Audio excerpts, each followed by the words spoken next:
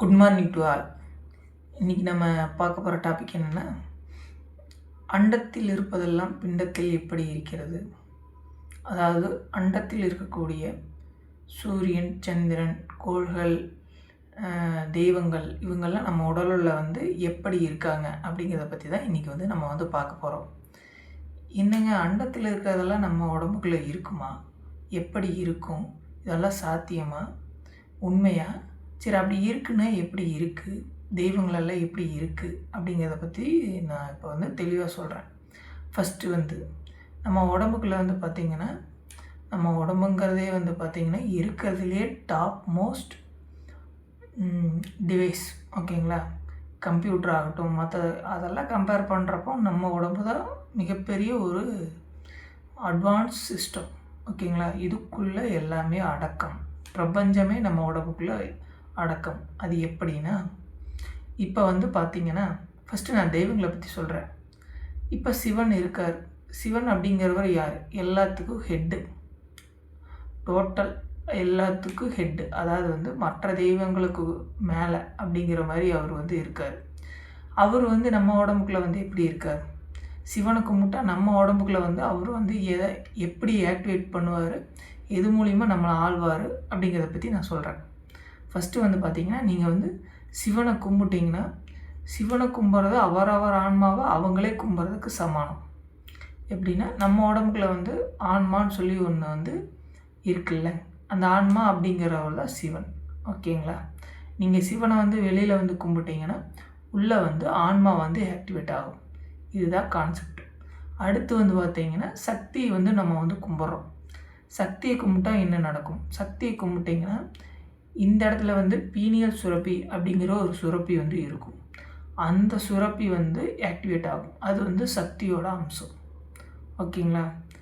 எந்த ஒரு தெய்வத்தை நீங்கள் வெளியில் கும்பிட்டாலும் அந்த தெய்வங்கள் பார்த்திங்கன்னா நம்ம உடம்புக்குள்ளே இந்தந்த சுரப்பிகளை ஆக்டிவேட் பண்ணி தான் இப்படி தான் நம்மளை டேக் ஓவர் பண்ணும். அடுத்து பார்த்திங்கன்னா விநாயகர். விநாயகரை நீங்கள் வெளியில் கும்பிட்டிங்கன்னா உள்ளே இருக்கக்கூடிய சுழுமுனை நாடி அப்படிங்கிற ஒரு நாடி ஆக்டிவேட் ஆகும். ஓகேங்களா? இது வெளியில் விநாயகரை கும்பிட்றப்போ உள்ளே சுழுமுனை நாடி அப்படிங்கிற நாடி ஆக்டிவேட் ஆகும்.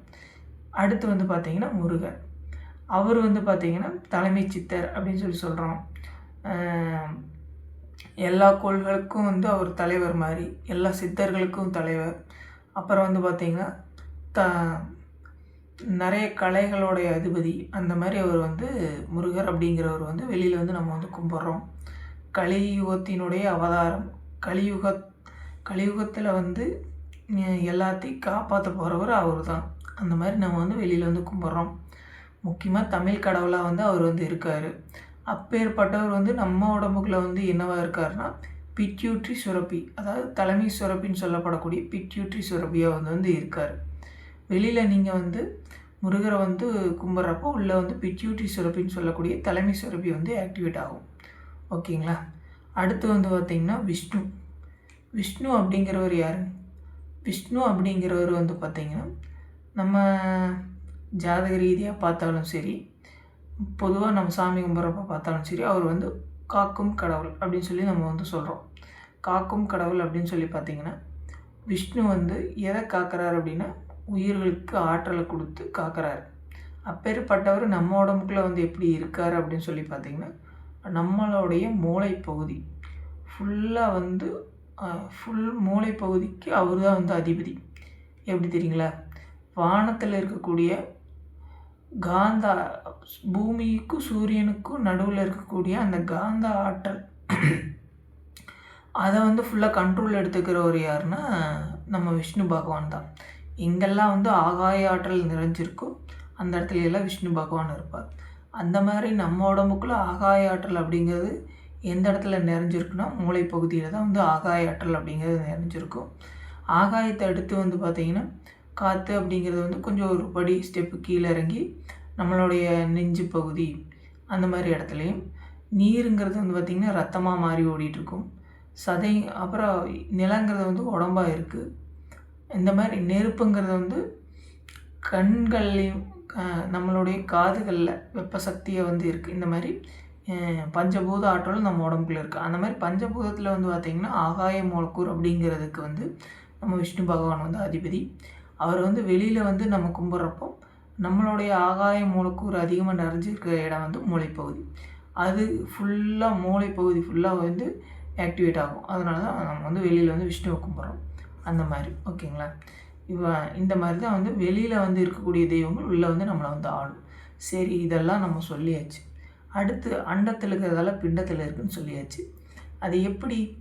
வெளியில் வந்து சூரியன் இருக்குது, சந்திரன் இருக்குது, 9 நவக்கோள்களும் இருக்குது. எப்படி அது நம்ம உடம்புக்குள்ளே எப்படி இருக்குது? இதை சொல்லணும் அல்லவா. அண்டத்தில் இதுதானே இருக்குது. தெய்வங்களும் சொல்லியாச்சு. அண்டத்தில் இருக்கக்கூடிய மற்ற பொருள்களையும் சொல்லணும் அல்லவா. அதுவும் சொல்கிறேன். அது எப்படி தெரியுங்களா? இப்போ சூரியன் சொல்லி நீங்கள் வந்து எடுத்துக்கிட்டிங்கன்னா, சூரியன் அப்படின்னு சொல்லக்கூடிய வெளியில் அண்டத்தில் இருக்கக்கூடிய சூரியன் வந்து பார்த்திங்கன்னா நம்ம உடம்புக்குள்ளே வந்து பிட்யூட்ரி சுரப்பி. இதைத்தான் நான் முருகராகவும் வந்து சொன்னேன். இதே தான் வந்து பார்த்திங்கன்னா சூரியனாகவும் வந்து வரும். ஓகேங்களா. வெளியில் வந்து எப்படி பூமிக்கோள் வந்து காலையில் டைம் வந்து சூரியனுடைய ஆற்றலை வந்து வாங்குதோ, அந்த மாதிரி இந்த பிட்யூட்ரி சுரப்பி அப்படிங்கிறது வந்து மேலேருந்து சூரிய ஒளி ஆற்றலை பூமி வாங்குற மாதிரி மேலேருந்து பிட்யூட்ரி சுரப்பியும் வந்து பார்த்திங்கன்னா எனர்ஜி வந்து வாங்கும். அப்புறம் நைட் டைம் வந்து பார்த்திங்கன்னா பூமி வந்து பூமி அதனுடைய செயல்பாடு விட்டுருங்க. அதுக்கப்புறம் வந்து பார்த்திங்கன்னா நைட் டைம் வந்து பார்த்திங்கன்னா அந்த பிட்யூட்ரி சுரப்பி வந்து பார்த்திங்கன்னா வாங்கின ஆற்றலை எல்லாம் ரிட்டன் வந்து தரும். அப்போ சூரியனாக மாதிரி செயல்படும். இந்த பிட்யூட்ரி சுரப்பியை சுற்றி நவகிரக சுரப்பிகள், அதாவது நவகிரக சுரப்பிகள்னால் எப்படின்னா சூரிய சுரப்பி, சந்திர சுரப்பி, செவ்வாய் சுரப்பி, புதன் சுரப்பி, வியாழன் சுரப்பி, சனி சுரப்பி, ராகு கேதுகள், இந்த மாதிரியான சுரப்பிகள் எல்லாம் வந்து நம்ம மூளை பகுதியில் அணுக்களாக வந்து பதிஞ்சிருக்கும். இந்த பிட்யூட்ரி சுரப்பியை சுற்றி அங்கே வெளியில் வந்து எப்படி ஆற்றல் வந்து சூரியன்லேருந்து ஒவ்வொரு கோள்களுக்கும் போகுதோ அந்த மாதிரி இந்த பிட்யூட்ரி சுரப்பின்னு சொல்லப்படக்கூடிய தலைமை சுரப்பியிலேருந்து இதை சுற்றி இருக்கக்கூடிய நவகிரக சுரப்பிகளுக்கு ஆற்றல் வந்து போகும் அணுக்கள் வடிவத்தில். இதுகெல்லாம் அணுக்கள் வடிவத்தில் வந்து சுற்றி இருக்கும்.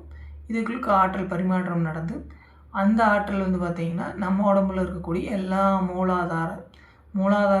மூலாதார மையங்களையும் வந்து சென்றடையும். அதாவது உடம்புல இருக்கக்கூடிய 7 சக்கரங்களையும் போய் அடையும், ஆதார மையங்களையும் போய் அடைஞ்சு அது மூலியமாக தான் நம்ம உடம்பு வந்து ஆற்றல் நிறைஞ்சு வல்லமையோடு இயங்குது. ஓகேங்களா. இப்படித்தான் வந்து இயங்கும்.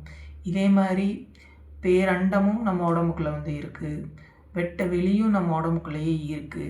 வெட்ட வெளி அப்படிங்கிறது வந்து பார்த்திங்கன்னா இந்த உச்சந்தலையில் வந்து பார்த்திங்கன்னா வெட்டவெளி அப்படிங்கிற ஒரு வெட்டவெளி வந்து நம்ம மூளை பகுதியினுடைய இந்த இடத்துல வந்து இருக்கும். அது எப்படின்னா இது மூலியமாக தான் வந்து பார்த்திங்கன்னா ஞானிகள் இவங்கெல்லாம் வந்து முக்தி அடைகிறப்போ இந்த வாசல் வழியாக தான் ஆன்மா வந்து வெளியில் போகும். இது வந்து கபால வாயுல் அப்படின்னு சொல்லுவாங்க. இந்த கபால வாயுலுக்கு பக்கத்தால் தான் வந்து பார்த்திங்கன்னா வெட்டவெளி அப்படின்னு சொல்லக்கூடிய பேரண்டத்தினுடைய ஆரம்ப நிலை வந்து இந்த இடத்துல வந்து இருக்குது. பேரண்டத்தினுடைய ஆரம்ப நிலை அப்படிங்கிறது வெட்டவெளி. அந்த வெட்டவெளி வந்து பார்த்திங்கன்னா இந்த இடத்துல இருக்கும். அதுக்கப்புறம் கீழே இறங்கி வந்தால் பேரண்டம் அப்படிங்கிறது அதே மாதிரி நம்ம மூளை பகுதியிலேருந்து கொஞ்சம் கீழே இறங்கி வந்தால் பேரண்டம் அப்படிங்கிறது நிலச்சிருக்கும். பேரண்டத்துக்கு அப்புறம் அண்டம் அப்படிங்கிறது உருவாச்சு. அண்டத்துக்குள்ளே சூரிய குடும்பம், கோள்கள் எல்லாமே வச்சு அந்த மாதிரி இன்னும் கீழே இறங்கி வந்தோம்னா அண்டம் அப்படிங்கிறது பிட்யூட்ரி சுரப்பியை சுற்றி உள்ள அணுக்களும் சூரியனாகவும் சூரியனுக்கு துணையாக இருக்கக்கூடிய நவகிரக கோள்களாகவும் வந்து இருக்கும். ஓகேங்களா.